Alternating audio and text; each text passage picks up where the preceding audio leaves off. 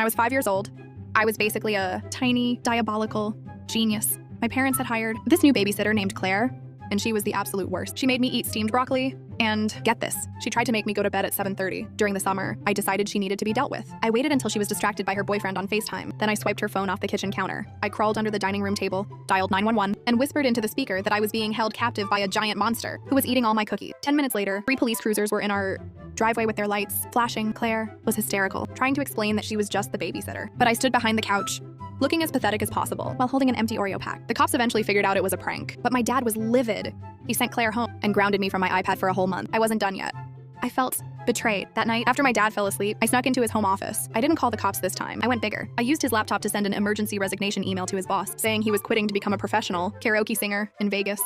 The next morning, my dad's phone was ringing off the hook. His boss was screaming. His coworkers were texting him good luck, and he had no idea why. When he finally realized I was the one behind the keyboard, he didn't even get mad. He just sat down on the floor, looked at me, and said, "Okay, you win. No more broccoli. Just please stop calling the authorities." I got my iPad back that afternoon. Sometimes being a little terror actually pays off.